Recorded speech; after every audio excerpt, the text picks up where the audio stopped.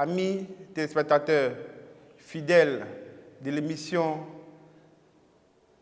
Notre Dieu règne encore, de la chaîne Espérance TV, je vous salue dans le nom précieux de notre Seigneur et Sauveur Jésus-Christ de Nazareth.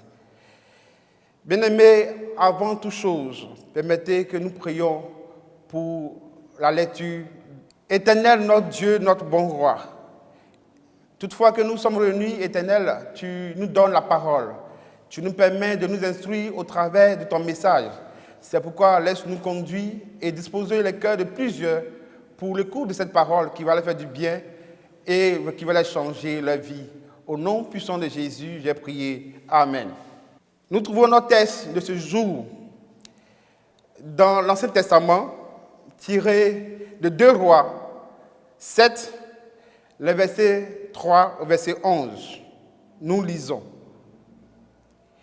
Il y avait à l'entrée de la porte 4 lépreux qui se disent l'un à l'autre, « Quoi, resterons-nous ici jusqu'à ce que nous mourions?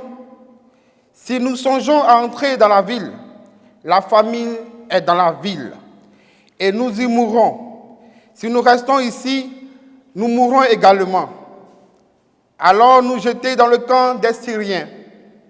S'ils nous laissent vivre, nous vivrons. Et s'ils nous font mourir, nous mourrons. » Il partit donc au crépuscule pour se rendre au camp des Syriens. Et lorsqu'il fut arrivé à l'entrée du camp des Syriens, voici, il n'y avait personne. Le Seigneur avait fait entendre dans le camp des Syriens un bruit de chars et un bruit de chevaux, le bruit d'une grande armée. Et ils s'étant dit l'un à l'autre, voici le roi d'Israël a pris à sa sorte contre nous, les rois des Étiens et les rois des Égyptiens, pour venir nous attaquer. Et ils se levaient et prirent la fuite au crépuscule, abandonnant leurs tentes, leurs chevaux, leurs ânes, le camp tel qu'il était, et ils s'enfuient pour sauver leur vie. Les lépreux étant arrivés, à l'entrée du camp, pénétraient dans une tente, mangeaient et burent, et emportaient de l'argent, de l'or et des vêtements qu'ils allaient cacher. Ils revinrent et pénétraient dans une autre tente, et emportaient des objets qu'ils allaient cacher. Puis, ils se disent l'un à l'autre, « Nous n'agissons pas bien. Cette journée est une journée de bonnes nouvelles.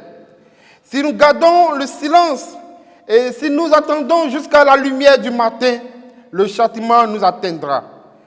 Venez maintenant et allons informer la maison du roi. » Il partit et appelait les gardes de la porte de la ville, auxquels il fit ce rapport. « Nous sommes entrés dans le camp des Syriens, et voici, il n'y avait personne, et on n'entendait aucune voix d'homme. Il n'y avait que des chevaux attachés, des ânes attachés et des tentes comme elles étaient. Les gardes de la porte crièrent et transmirent ce rapport à l'intérieur de la maison du roi. Amen. Bien-aimés, nous vivons dans une période où nous avons besoin d'entendre une parole encourageante, un message qui fortifie.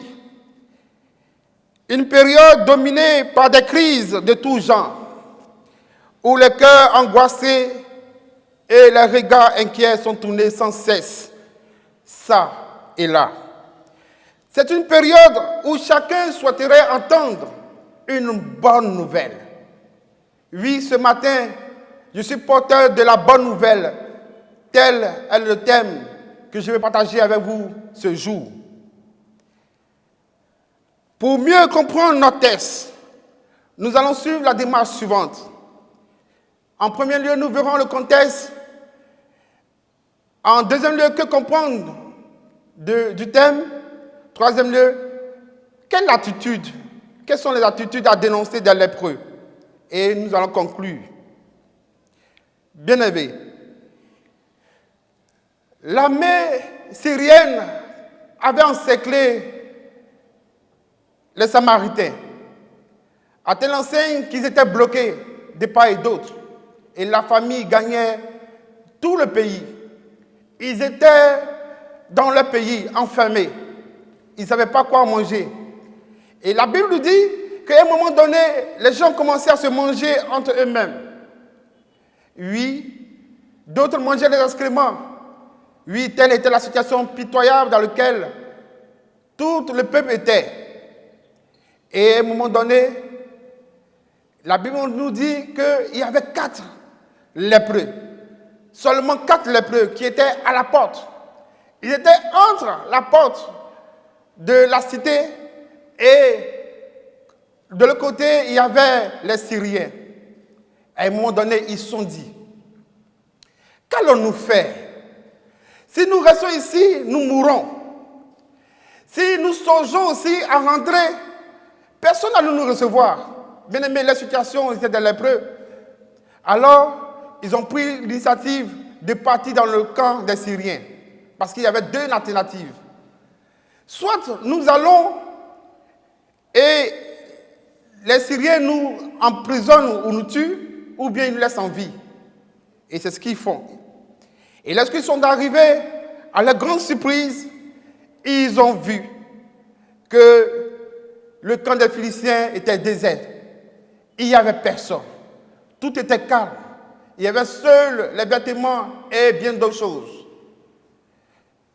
Oui, c'est pourquoi au verset 9, il dit, puis il se dit l'un à l'autre, nous n'agissons pas bien, cette journée est une bonne nouvelle. Oui, c'est cette bonne nouvelle que je suis venu partager ce matin avec vous. Mais quelle est cette bonne nouvelle? Cette bonne nouvelle est la nouvelle du royaume des cieux, ce qui concerne la vie éternelle. Cette bonne nouvelle, nous voulons tous l'entendre. C'est une annonce que tous entendons, mais peu la reçoivent. Cette bonne nouvelle est comme l'eau fraîche. Proverbe 25, verset 25. Elle fortifie les membres. Proverbe 15, verset 30. Oui, cette bonne nouvelle est exprimée dans Jean 3, verset 16. Car Dieu a tant aimé le monde qu'il a donné son Fils unique, afin que quiconque croit en lui ne périsse point, mais qui ait la vie éternelle. Bien-aimés, cette bonne nouvelle aussi se résume dans les Épîtres aux Romains, verset 6, verset 23, qui dit « Car le salaire du péché, c'est la mort, mais le don gratuit de Dieu, c'est la vie éternelle. » Oui, cette bonne nouvelle, c'est que Jésus a apparu pour briser la malédiction au-dessus de nous. Là où nous étions enfermés, Jésus est venu pour nous donner une nouvelle souffle, pour nous amener à un point d'espérance et de bonheur. C'est pourquoi ce matin, nous faisons ce partage. Quelle attitude adopter? Oui, bien aimé, la première attitude à dénoncer, c'est l'attitude des 4 lépreux. Oui, le monde les a rejetés, 7. Ils étaient rejetés, vous connaissez tous la situation des lépreux. Quand on parle de lépreux, c'est quelqu'un qui a une maladie en lui et qui est indésirable. La Bible nous enseigne que dans le temps ancien, il fallait les mettre dans une quarantaine, loin de la ville, loin des habitations, loin de tout ce que, pour ne pas avoir contaminé le peuple. Et ils étaient loin. Mais à cette époque, la Bible dit qu'ils étaient à l'entrée de la ville. Ils n'avaient pas de choix. Autour d'eux, il y avait la mort. Mais ils sont allés. Et quand ils sont arrivés, ils ont commencé à avoir le pain à manger et à se vêtir. Et voici la première attitude qu'ils ont eue. Une attitude d'égoïsme. Lorsqu'ils ont commencé à manger le pain, c'est tellement du gaba, du charamba, peu importe. Oui, mais ils ont commencé à garder cela pour eux. Ils ont commencé à manger et à rentrer dans chaque tente. Bien aimé, cette attitude est une attitude égoïste. Frère, il faut renoncer à cette attitude. Elle n'est pas bonne. Oui, elle n'est pas bonne parce que elle ne permet pas de véhiculer la bonne nouvelle qu'il faut faire chaque jour. Ils sont comme tout le monde chaque jour. Ceux qui reçoivent la parole et qui ne la véhiculent pas. Oui, tu as ton voisin, tu as ton proche à la maison qui meurt, qui est en prise avec la drogue, la cigarette, la pornographie, etc. J'en passe. Mais tu n'annonces pas la bonne nouvelle. C'est cette attitude que les 4 lépreux ont eue au départ. Ils sont allés cacher la Bible. Ça peut se résumer à la Bible, à la parole de Dieu. Oui, nous agissons ainsi chaque jour. Combien de fois nous arrivons à l'église, on nous prêche une bonne parole, une bonne évangile. Nous sommes contents, heureux. Nos vies changent, nos enfants changent. Ceux qui étaient drogués, ceux qui étaient ceci et cela ont changé et leurs vies sont devenues meilleures. Mais pourquoi ne pas évangéliser le voisin d'à côté, la voisine d'à côté, les enfants qui se meurent, qui sont appelés microbes? Bien aimé, c'est parce que tu ne fais pas l'œuvre. Mais, fort heureusement, les 4 lépreux se sont ressaisis. Ils ont eu une autre attitude, l'attitude généreuse. Oui, mon frère, ma soeur, l'attitude généreuse consiste à donner, consiste à s'offrir, consiste à partager la bonne nouvelle. Bien aimé, il faut être un bon communicateur. Il faut être celui-là même qui transcende tout ce que les barrages ethniques, les barrages religieux. Il faut annoncer, coûte que coûte, vaille que vaille, la bonne nouvelle. Oui, quelle est la bonne nouvelle?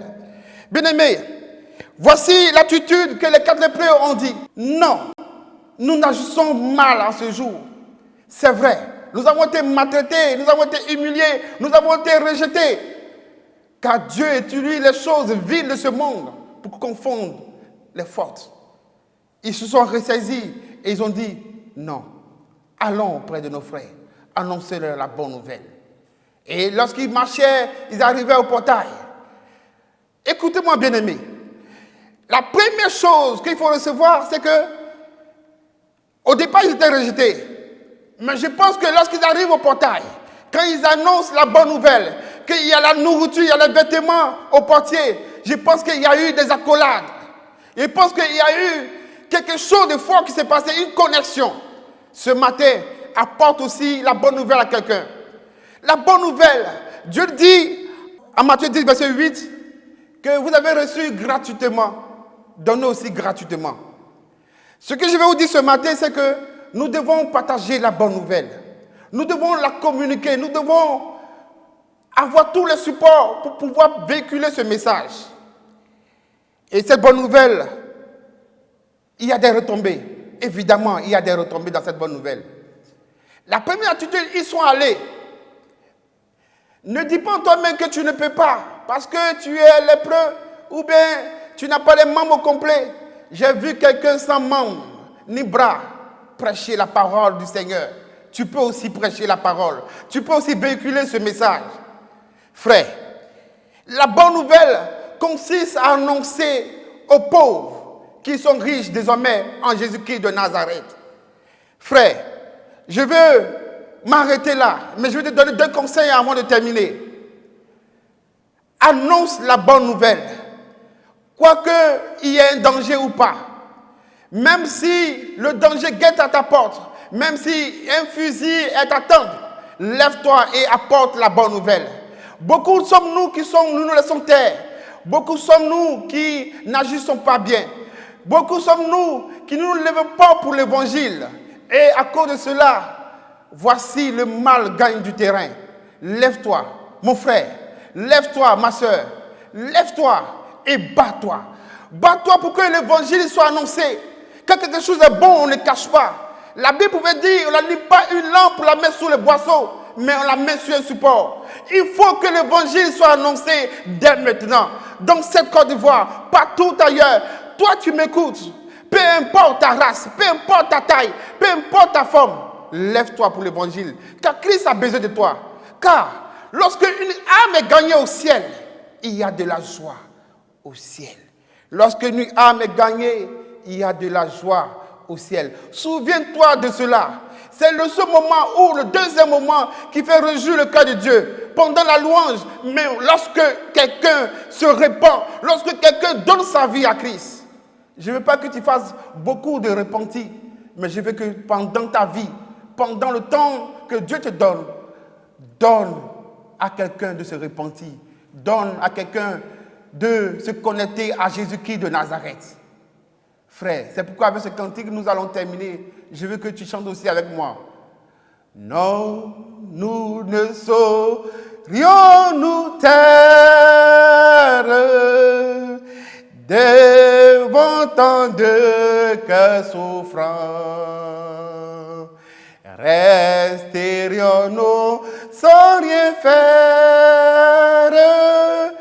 Feriez-vous encore nos rangs sous la bannière pénible? En avant, frères, et debout, par la foi tout est possible, et la couronne est au bout. Prions, bien-aimés. Béni sois-tu, Éternel, toi qui nous donnes de partager ce message en ce jour. Que celui ou celle qui écoutait ce message, Éternel, que son cœur soit touché, que sa vie soit touchée, qu'il s'élève ou qu'elle s'élève pour la mission que tu nous as appelés tous. Car tu as dit, allez et faites de toutes les nations mes disciples, les baptisant au nom du Père, au nom du Fils, au nom du Saint-Esprit. Gloire et honneur te soient rendus, Père céleste, au nom de Jésus. Amen.